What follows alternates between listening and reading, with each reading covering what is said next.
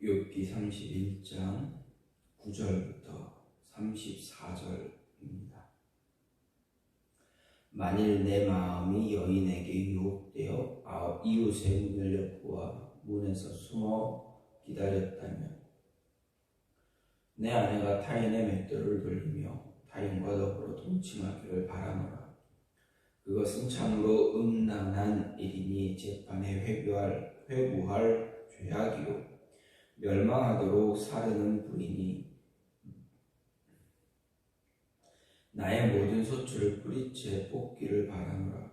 만일 남종이나 여종이 나와 더불어 쟁론할 때에 내가 그의 권리를 저버렸다면, 하나님이 일어나실 때에 내가 어떻게 하겠느냐? 하나님이 심판하실 때에 내가 무엇이라 대답하겠느냐? 나를 태 속에 만드신 이가 그도 만들지 아니하셨느냐? 우리를 뱃속에 지으신 이가 한 분이 아니시냐? 내가 언제 가난한 자의 소원을 막았거나 과부의 눈으로 하여금 실망하게 하였던가? 나만 혼자 내 떡덩이를 먹고 고아에게 그 조각을 먹이지 아니하였던가? 실상은 내가 젊었을 때부터 고아 기르기를 그의 아비처럼 하였으며, 내가 어렸을 때부터 과부를 인도하였노라. 만일 내가 사람이 의복이 없이 죽어가는 것이나 가난한 자가 덮을 것이 없는 것을 못 본 채 했다면, 만일 나의 양털로 그의 몸을 따뜻하게 입혀서 그의 허리가 나를 위하여 복을 빌게 하지 아니하였다면, 만일 나를 도와주는 자가 성문에 있음을 보고 내가 주먹을 들어 고아를 향해 휘둘렀다면, 내 팔이 어깨뼈에서 떨어지고 내 팔뼈가 그 자리에서 부스러지기를 바라노라. 나는 하나님의 재앙을 심히 두려워하고 그의 위엄으로 말미암아 그런 일을 할 수 없느니라. 만일 내가 내 소망을 금에다 두고 순금에게 너는 내 의뢰하는 바라 하였다면, 만일 재물의 풍부함과 손으로 얻은 것이 많음으로 기뻐하였다면, 만일 해가 빛남과 달이 밝게 뜬 것을 보고 내 마음이 슬며시 유혹되어 내 손에 입맞추었다면, 그것도 재판에 회부할 죄악이니 내가 그리하였으면 위에 계신 하나님을 속이는 것이리라. 내가 언제 나를 미워하는 자의 멸망을 기뻐하고 그가 재난을 당함으로 즐거워하였던가? 실상은 나는 그가 죽기를 구하는 말로 그의 생명을 저주하여 내 입이 범죄하게 하지 아니하였노라. 내 장막 사람들은 주인의 고기에 배부르지 않은 자가 어디 있느뇨 하지 아니하였는가? 실상은 나그네가 거리에서 자지 아니하도록 나는 행인에게 내 문을 열어주었노라. 내가 언제 다른 사람처럼 내 악행을 숨긴 일이 있거나 나의 죄악을 나의 품에 감추었으며, 내가 언제 큰 무리와 여러 종족의 수모가 두려워서 대문 밖으로 나가지 못하고 잠잠하였던가? 아멘. 오늘 말씀 욥기 31장 9절부터 34절 말씀입니다. 오늘 말씀은 욥의 후기 독백 가운데 31장의 두 번째 단락입니다. 본문에서는 욥은 자신의 결백과 의로운 삶의 구체적인 예를 지나왔던 삶의 예를 이야기합니다. 욥이 자신의 의로운 삶의 구체적인 예로 제시한 것 10가지입니다. 곧 이웃의 아내를 탐하여 간음하기 위해 기회를 노린 일이 없다. 종을 학대하지 않고 동등한 인격자로 존중했다. 과부와 고아와 가난한 사람들을 외면한 일 없다. 헐벗고 빈궁한 자들을 적극 도와주었다. 세도가와 결탁해서 약자를 억울하게 한 일이 없었다. 하나님 대신 재물을 의뢰한 일이 없다. 우상 숭배에 미혹된 일이 없다. 원수와 대적자에 대한 사랑의 윤리를 지켰고 하인들에게 인자하고 나그네와 행인도 후하게 대접했으며 사람을 두려워하여 위선된 삶을 살지 않았다라는 것입니다. 특히 본문에서 욥은 자신의 의로운 삶의 구체적인 실례를 들 때마다 내가 언제 무엇을 했던가 라는 표현을 사용함과 동시에 자신이 말하는 것과 같이 행하지 않았다면 재앙을 받는 것이 마땅하다라는 것을 표시하고 있습니다. 그런데 이것은 자신이 하나님께 재앙을 당할 만한 악을 행한 일이 없다라는 그런 강력한 의사, 자기 주장을 이야기하는 것이라 할 수가 있습니다. 욥의 이러한 주장, 자신의 결백함을 이야기하는 이러한 이야기를 보면서 오늘 볼 수 있는 것은 우리는 무엇보다 마음이 깨끗하도록 힘써야 한다라는 것입니다. 구절을 보게 되면 욥은 언제 내 마음이 여인에게 유혹되어 이웃의 문을 엿보아 기다렸던가 이렇게 말합니다. 여기서 여인은 타인의 아내를 이야기합니다.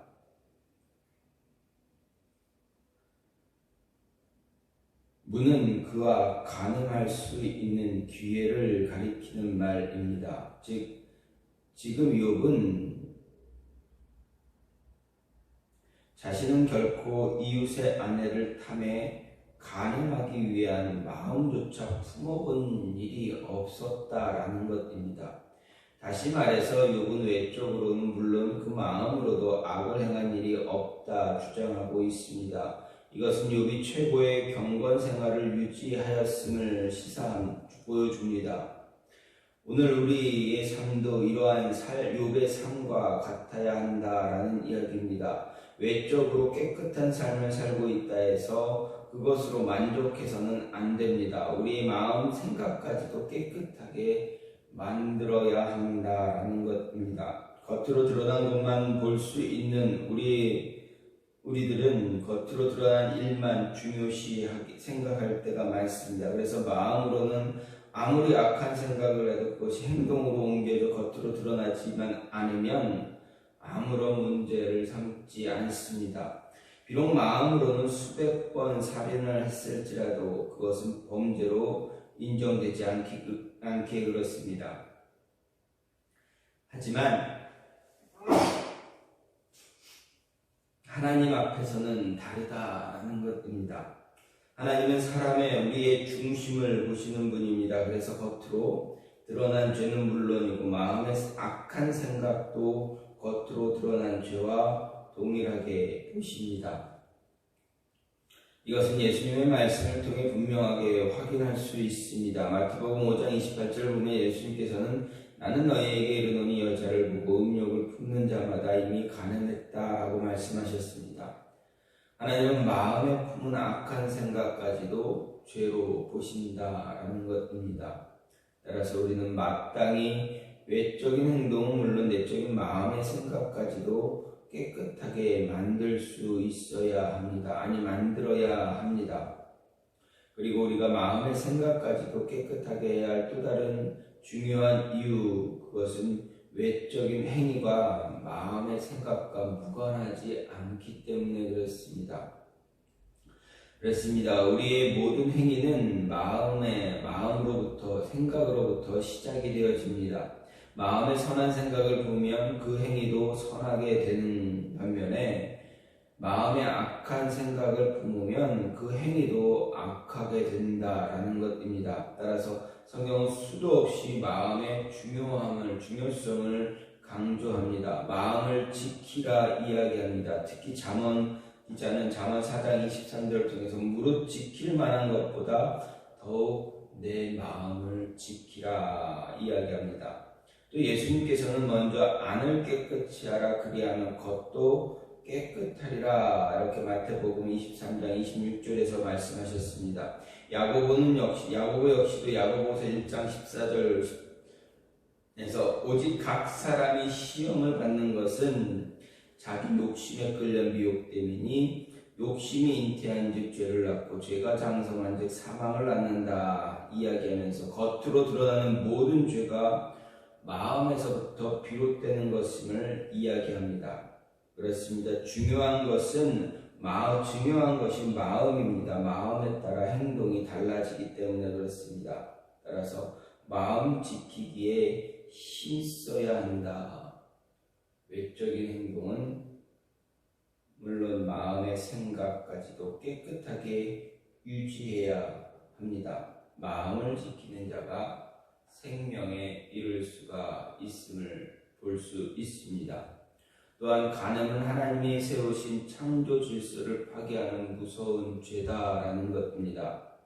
10절에서 6은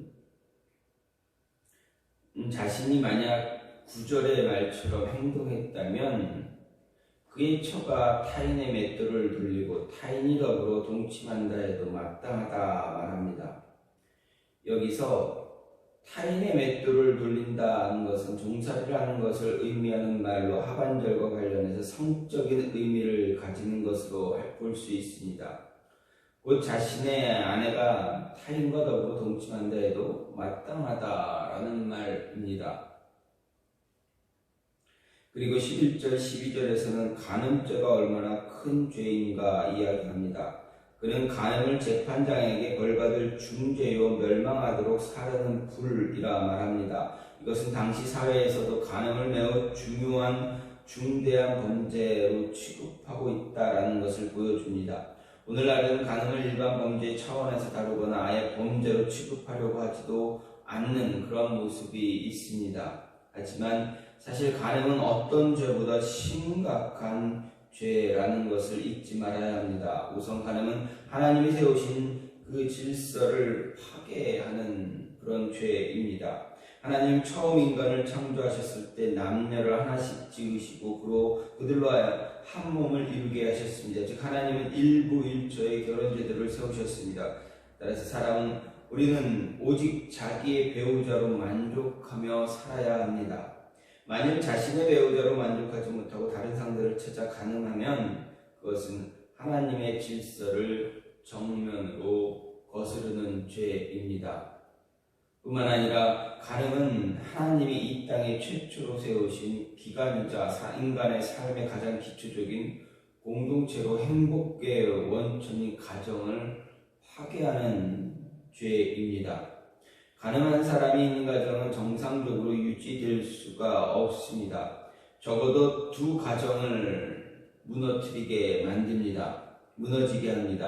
또 부부관계가 무너지는 것으로 그치지 않고 자녀들에게도 심각한 악영향을 줍니다.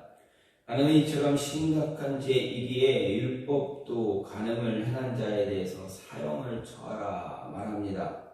다윗도 밧세바와 간음함으로 인해서 비록 사형에 처해지지는 않았지만 훗날 개인적으로나 가정적으로나 국가적으로나 커다란 시련을 겪게 되었습니다. 성경은 하나님이 짝지어 주신 것을 사람이 나누지 못할 것이다 라고 말하고 있습니다. 그렇습니다. 결혼은 하나님의 섭리 가운데 행하는 그러한 것입니다. 따라서 비록 세상 사람들이 자신의 생각과 의지를 따라 한 가정을 이루고 모여서 사는 것이라 할지라도 그 뒤에는 보이지 않는 하나님의 섭리가 분명하게 존재한다라는 것입니다.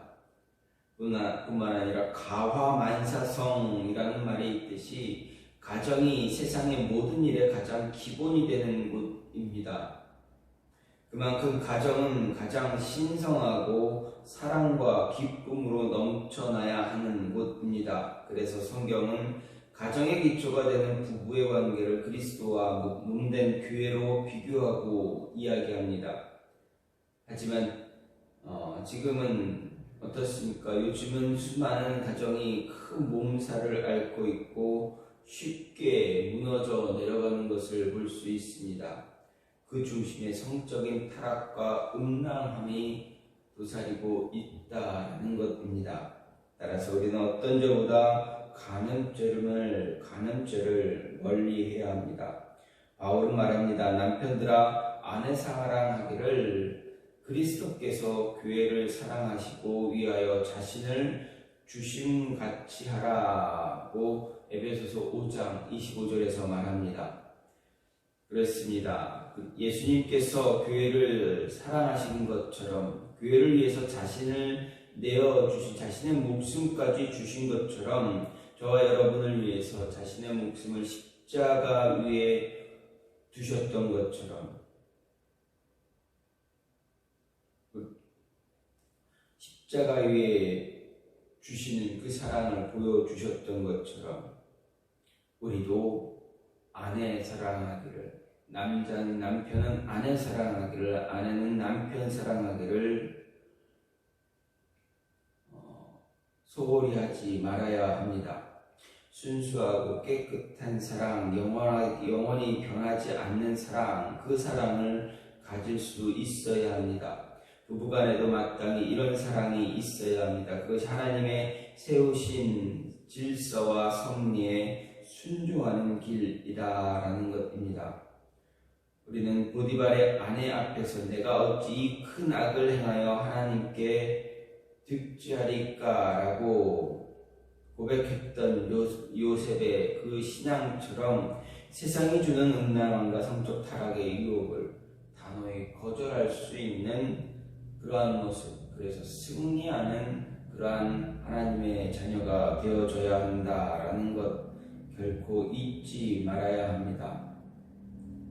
마지막으로 물질로 소망을 삼는 것 지극히 헛된 일이다라는 이야기입니다. 24절 25절은 욥이 재물과 관련된 자신의 결백을 이야기합니다. 즉 그 가운데서 24절은 욥은 자신은 결코 재물을 의지하거나 그것에 소망을 두지 않았다 고백합니다. 여기서 소망으로 번역되는 말, 그것은 어리석게 되다라는 말에서 파생된 명사로 신뢰와 함께 어리석음을 나타낼 때도 사용되는 그런 말입니다. 여기서 욥이 이렇게 이중적인 의미를 지닌 단어를 사용한 이유 분명합니다. 그것은 바로 금으로 상징되는 세속적인 부에 대한 신뢰는 결국 어리석고 헛된 것이 될 수밖에 없다라는 것을 이야기합니다. 그렇습니다. 물질로 소망을 삼는 것은 지극히 어리석은 일입니다. 그것은 자기에게 허무함만을 가져다 줄 뿐입니다. 물질은 사람 사는 세상에서 매우 큰 영향력을 행사합니다. 오늘날과 같이 물질 만능의 사회에서 물질의 영향은 말로 표현할 수 없을 그러한 모습입니다. 물질만 있으면 권력을 얻을 수 있고 명예도 얻을 수 있습니다. 많은 사람을 거느리고 존경받기도 합니다. 현대에는 지금 사회에서 물질로 되지 않는 일 거의 없어 보입니다. 그래서 많은 사람들이 물질에 소망을 두고 그것을 취하기 위해서 굉장한 노력을 합니다. 또 이미 많은 물질을 소유한 사람은 그것을 의지하며 살아갑니다. 그들은 물질이 자신의 미래까지 보장해 줄 것이라 생각합니다. 하지만 물질에 소망을 둔 사람들, 그들의 소망이 얼마나 어리석은 것인지를 깨닫는데 그리 오래 걸리지는 않습니다. 하루하루가 다 가기 전에 그것을 깨달을 수도 있고 길게 본다 해도 수십 년만 지나면 그것을 깨닫게 됩니다. 즉 그들은 죽음 앞에 직면했을 때 또는 예기치 못한 불치병이 걸릴 때 자신들의 소망이 얼마나 허무한 것인가를 깨닫게 해줍니다. 누가복음 12장 16절 이하를 보게 되면 한 부자가 나옵니다. 그는 농사를 잘 지어 소출이 풍성해졌습니다. 창고를 새로 짓지 않으면 안 될 지경이 되었습니다. 그래서 그는 창고를 새로 짓고 곡식과 물건들을 거기에 쌓아두라 말합니다. 이렇게 말합니다. 영혼아 여러 해 쓸 물건을 많이 쌓아두었으니 평안히 쉬고 먹고 마시고 즐거워하자. 즉 부자는 자신의 재물에 소망을 두고 살았습니다. 그런데 그를 향해 예수님은 무엇라 이야기합니까? 어리석다 말씀하셨습니다. 예수님은 분명하게 말씀하십니다. 어리석은 자여 오늘 밤에 내 영혼을 도로 찾으리니 그러면 내 예비한 것이 누구의 것이 되겠느냐 말씀하십니다. 여러분, 이 부자의 소망이 얼마나 헛된 것인가 알 수가 있습니다. 그러기에 하나님도 그를 향해 어리석은 자라 말씀하셨습니다. 물질은 우리의 소망이 될 수가 없습니다. 물질은 우리의 육신의 삶을 조금 윤택하게 해줄 수는 있을지라도 우리의 삶을 보장하거나 우리로 구원에 이르게 할 수는 없다는 것입니다. 따라서 성경은 내가 어찌 허무한 것에 주목하느냐, 정령이 재물은 날개를 내어 하늘에 나는 독수리처럼 날아가리라, 그렇게 경고합니다. 또 호학을 의지하지 말고 탈취한 것으로 허망하여지지 말며 재물이 늘어도 거기 치심지 말지어다라고 시편 62편에서 이야기합니다. 이런 경고와 권면에 귀를 기울여 물질을 소망으로 삼는 그런 어리석은 모습 갖지 말아야 한다라는 것입니다. 오직 영원한 하나님 나라의 복을 주실 하나님만 소망을 삼을 수 있는 저와 여러분이 되기를 간절히 소망합니다.